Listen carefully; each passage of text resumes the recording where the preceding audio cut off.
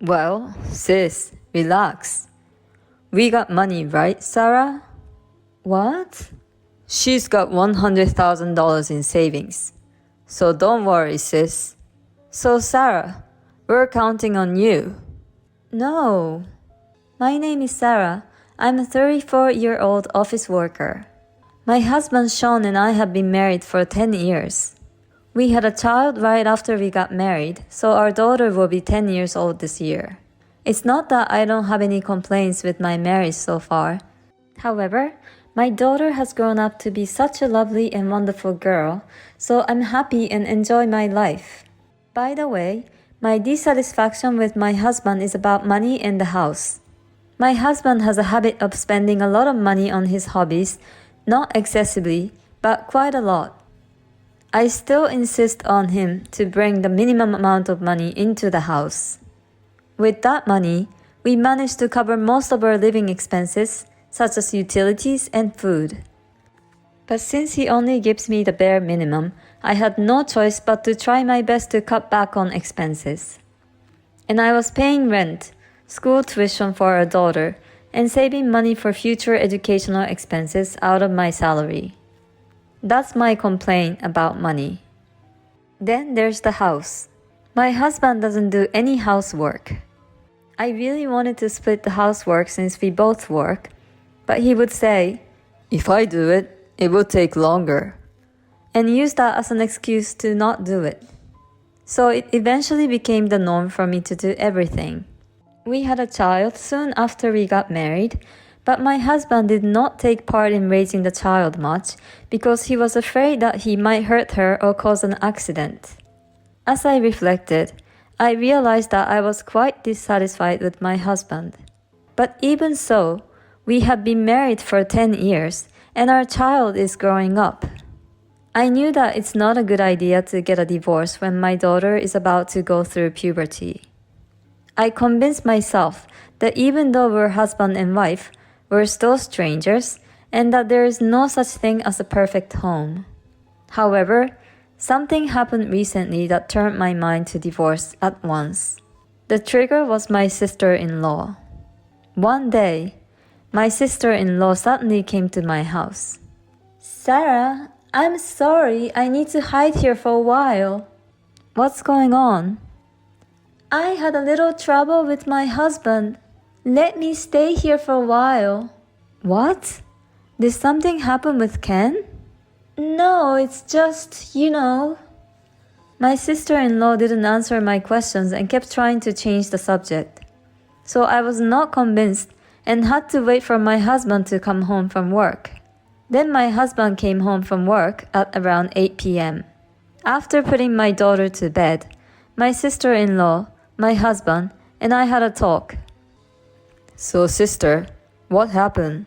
"Well, Ken suddenly snapped and got angry with me, saying he was divorcing me." "What?" I thought it was strange. I had the impression that my sister-in-law's husband, Ken, was a very sincere man. So I didn't think he would suddenly get angry and ask for a divorce. Why did Ken get angry? "Why are you asking me that?" "No, because I don't think he's the kind of person who gets angry without a reason." "That's what I want to know." I didn't miss that my sister-in-law seemed to be in a panic. But since he was going to ask for a divorce, maybe there was something she did that made him angry. "Sarah, how come you've been defending Ken all this time? Are you having an affair with Ken by any chance?" "Of course not." "I wonder." Then my husband laughed and said, "No, sis, that's not possible. She doesn't have time for that, and besides, she always leaves her phone on the table." I was very annoyed, although my husband defended me. I don't have time because I'm working, doing housework, and raising kids. I have to make dinner so quickly after work that I don't even have time to look at my phone. In the end, my sister-in-law insisted. I don't know the reason, and we couldn't understand it. So my husband and I decided to talk to Ken. And later, Ken came to our house. My sister-in-law said she was going to kill some time because it was awkward to see him. As soon as Ken arrived, he politely apologized to us, saying, I'm really sorry for causing you both so much trouble. I knew he was a sincere person and had common sense. I can't believe that Ken suddenly got angry. Why did you ask my sister for a divorce? You've only been married for a year. Isn't that a little harsh? There must be a reason, right? Because she spent all my money without my permission. Really? How much money did you have in savings? 50,000. My husband and I looked at each other in surprise. 50,000 in just 1 year? That's about 4,100 every month. Besides, Ken has been giving her enough money from his monthly income to cover living expenses, rent, and all other necessary expenses. So my sister-in-law was using it for her own entertainment. It's natural for Ken to be angry. Anyone would be. I would too. It would be difficult to stay married to someone who has such a terrible habit of spending money. Oh. Something wrong? No, nothing. My husband has a bad spending habit too. I guess they are siblings after all. I'll divorce her if she doesn't pay back the $50,000. You don't have kids. I think it's a good idea. As I was nodding my head, my husband interrupted. Okay. I'll make sure my sister pays you back. Why is he so sure about it? I didn't understand where that came from. But Ken just said, I appreciate it. If you could please do that. The conversation was settled, so I decided to observe the situation. After Ken left, my sister-in-law came home. What did he say? Ken said that you spent all of his savings of $50,000. Oh, I used it for living expenses. I tried to explain to him, but he didn't understand me at all. But Ken said he had a separate account for living expenses. You don't know anything, so shut up. My sister-in-law is very harsh towards me. She has always had a tendency to make fun of me. Ken should just divorce this woman right away. Anyway, he said he will forgive you if you pay him back the $50,000. How can I pay back that much? I'm a housewife. If you can't pay back, don't spend his money. Well, sis, relax. We got money, right, Sarah? What? She's got $100,000 in her savings. So don't worry, sis. So Sarah, we're counting on you. Huh? My sister-in-law is looking at me with a twinkle in her eyes. What the hell, Sarah? How come you didn't tell me that sooner? Wait a minute. First of all, how did you know about my savings, Sean? That money was what I saved while I was single for my future. After I got married and had a baby, I was going to use it for our daughter's tuition. I never told my husband about this savings. I found it when I went to your parents' house. It was in the second drawer of the closet in your room. You looked in there without my permission? That's unbelievable. We're married, for God's sake. Anyway, your sister-in-law is in trouble, so give us your savings. What are you talking about? I'm not giving it to you. That's for our daughter. There is no way. You got $100,000, so give her $50,000. Huh? Then why don't you pay her instead? Why? Whoever has it should pay. Sarah, please help me. I'm in the middle of a divorce. That's none of my business. It's all your fault. That's terrible. You don't love your family. Love for you means money. Then I don't need that kind of family love. If you don't pay me $50,000, I'll divorce you. My husband took out the divorce papers from the drawer while he said that. Oh, you have been preparing for it? I had it already in case something happened. You got a lot of nerve trying to get your way, you know that? That's exactly what I want to say to you. Then he filled out the form and said, I'm serious. We can divorce any time. And my sister-in-law said with a grin on her face, Well, I'll be one of your witnesses.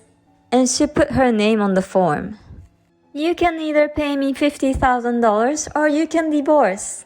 I wondered how these people thought they could intimidate me. Alright. I pretended to give in and let the moment pass. The next day, I brought some people to my house. My in-laws and Ken. Why are you here, Ken? Why are you mom and dad here? I've heard the story. Sean, don't embarrass yourself. Sarah, I'm really sorry about my stupid son and daughter. Ken, we must apologize to you too. Why are you two apologizing? You shut up.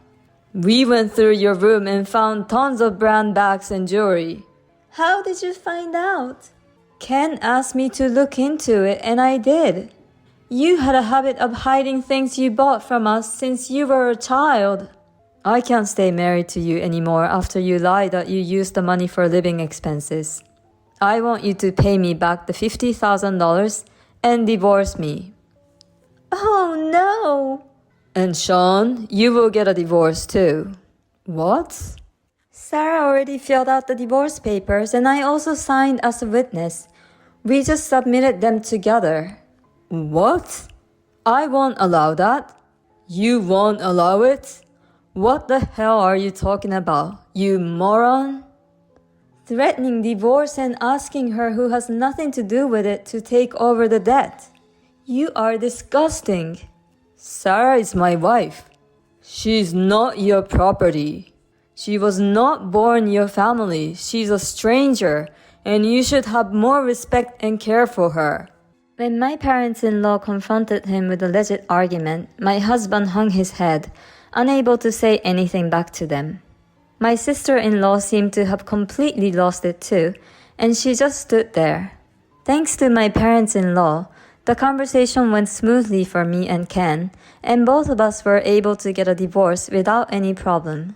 My sister-in-law sold as many brand goods as she could to make money and pay back about $20,000.